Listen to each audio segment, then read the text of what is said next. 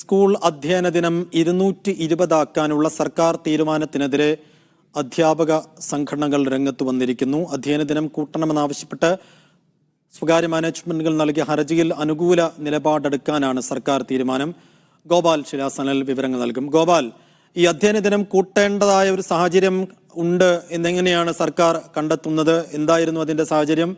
ഇപ്പോൾ അതിൽ മാനേജ്മെന്റുകളുടെയും ഒപ്പം അധ്യാപക സംഘടനകളുടെയും നിലപാടെന്താണ്? സെബുദ്ദീൻ, ഇതൊരു 2 വർഷത്തോളം പഴക്കമുള്ളൊരു ചർച്ചാ വിഷയമാണ് ഈ അധ്യയന ദിനങ്ങൾ കൂട്ടുന്നതുമായിട്ട് ബന്ധപ്പെട്ട്. ആദ്യം 2022 ഈ ആശയം ഉയർന്നു വന്നത്. അന്ന് വിവിധ ചർച്ചകൾക്ക് ശേഷം 194 ദിവസമാക്കാം പ്രവൃത്തി ദിനം എന്ന തീരുമാനത്തിലേക്ക് എത്തുകയായിരുന്നു. തുടർന്ന് കഴിഞ്ഞ വർഷവും സമാനമായ ആലോചനകൾ ഉയർന്നപ്പോൾ ഒടുവിൽ വലിയ തർക്കങ്ങൾക്കും വിവാദങ്ങൾക്കും ശേഷം 204 എന്ന എണ്ണത്തിലേക്ക് അല്ലെങ്കിൽ ആ ഒരു അക്കത്തിലേക്ക് എത്തിച്ചേരുകയായിരുന്നു. തുടർന്ന് ഇക്കഴിഞ്ഞ കാലയളവിലാണ് എറണാകുളത്തുള്ളൊരു സ്വകാര്യ മാനേജ്മെന്റ്, സ്കൂൾ നടത്തുന്ന സ്വകാര്യ മാനേജ്മെന്റ് ഇത്തരത്തിൽ KER ചട്ടത്തിൽ, കേരള എഡ്യൂക്കേഷൻ റൂൾ ചട്ടത്തിൽ ഇത്തരത്തിൽ 220 പ്രവൃത്തി ദിനങ്ങൾ വരെ ആകാം എന്നുള്ള നിർദ്ദേശങ്ങൾ ഉണ്ട്, അല്ലെങ്കിൽ ശുപാർശ ചെയ്യപ്പെടുന്നുണ്ട് എന്ന് സൂചിപ്പിച്ചുകൊണ്ട് ഹൈക്കോടതിയിൽ ഒരു ഹർജി സമർപ്പിച്ചത്. ഈ ഹൈക്കോടതിയിൽ സമർപ്പിച്ച ഹർജിയുടെ എന്താണ് സർക്കാരിന്റെ നിലപാട് എന്ന് ഹൈക്കോടതി ആരാഞ്ഞിരുന്നു. ഈ നിലപാട് അറിയിക്കുന്നതിന്റെ ഭാഗമായിട്ടാണ് 220 പ്രവൃത്തി ദിനങ്ങൾ ആക്കാം എന്ന തീരുമാനത്തിലേക്ക് ഇപ്പോൾ വിദ്യാഭ്യാസ വകുപ്പ് എത്തിയിരിക്കുന്നത്.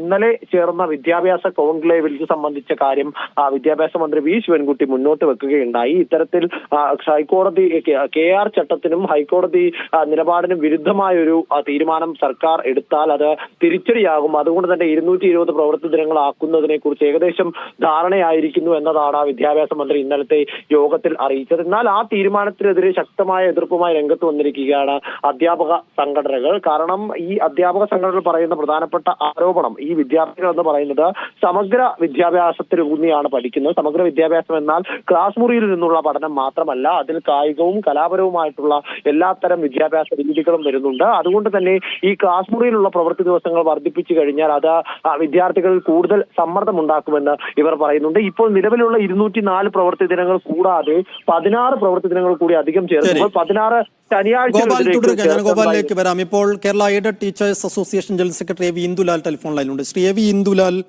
ഇതിപ്പോൾ ഈ അധ്യയന ദിനം കൂട്ടുന്നത് കൊണ്ട് എന്താണ് ഇപ്പോൾ പ്രായോഗിക പ്രശ്നങ്ങൾ? നിങ്ങൾ എന്തിനാണ് ഇതിനെ എതിർക്കുന്നത്? നമസ്കാരം. അധ്യയന ദിനങ്ങൾ കൂട്ടുന്നതിനെ ഞങ്ങൾ എതിർക്കുന്നു എന്ന് പബ്ലിക്കിന് തോന്നുന്ന തരത്തിലുള്ള ഒരു ചിന്താഗതി ചില കോണുകളിൽ നിന്നെങ്കിലും ഉണ്ടായിട്ടുണ്ട്. നമ്മൾ തീർച്ചയായിട്ടും ഇവിടെ മനസ്സിലാക്കേണ്ടത്, സ്കൂൾ പഠനം എന്ന് പറയുന്നത് അധ്യാപകരും വിദ്യാർത്ഥികളുമുള്ള ഒരു പഠന പ്രക്രിയയാണ്. ഇതിൽ അധ്യാപകന്റെ റോൾ എന്ന് പറയുന്നത് പഠിപ്പിക്കുക എന്നതും വിദ്യാർത്ഥി പഠിക്കുക എന്നതുമാണ്. ഒരു വിദ്യാർത്ഥിയെ സംബന്ധിച്ചിടത്തോളം മാനസിക സമ്മർദ്ദമില്ലാതെ പഠിക്കുക എന്നതാണ് ഏറ്റവും വലിയ കാര്യം. ഒരു ക്ലാസ് മുറിയിൽ ഇരുന്ന് മാത്രമേ പഠനം നടക്കുകയുള്ളൂ എന്ന നമ്മുടെ ഒരു പഴഞ്ചൻ ചിന്താഗതിയാണ് ഇവിടുത്തെ പ്രധാന പ്രശ്നം. ക്ലാസ് മുറിയിൽ നടക്കുന്ന ആക്ടിവിറ്റീസ് മാത്രമല്ല പഠനം. പഠനം എന്ന് പറയുന്നത് ഒരു എൻറ്റയർ ഡെവലപ്മെന്റ് ആണ്. ആ എൻറ്റയർ ഡെവലപ്മെന്റ് എന്ന് പറയുമ്പോൾ തീർച്ചയായിട്ടും വിദ്യാർത്ഥിക്ക് നേടുന്ന അറിവും അതിനെ പ്രായോഗിക തലത്തിൽ കൊണ്ടുവരാൻ കൂടെ സാധിക്കണം. കുട്ടി കളിയിലൂടെയും ചിരിയിലൂടെയും അവന്റെ വിനോദങ്ങളിലൂടെയും വിജ്ഞാനം വളർത്തുക, അതാണ് പ്രധാനപ്പെട്ട വിദ്യാഭ്യാസത്തിന്റെ നയമെന്ന് പറയുന്നത്.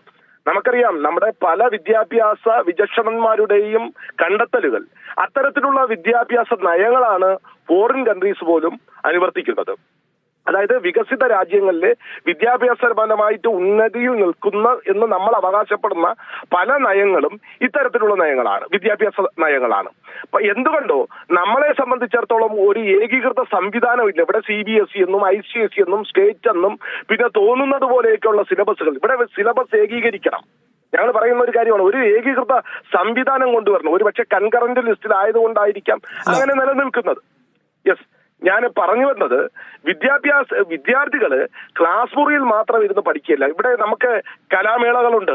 ഈ മേളകൾ എന്ന് പറയുന്നത് സ്കൂൾ തലം മുതൽ സംസ്ഥാന തലം വരെയുള്ള പ്രവർത്തനങ്ങളാണ്.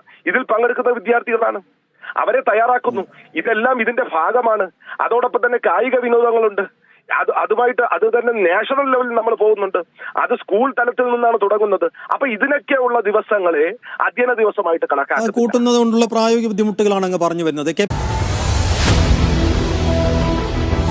എണ്ണിപ്പറയും ഓരോ വോട്ടും ജൂൺ 4 മീഡിയ വണ്ണിനൊപ്പം.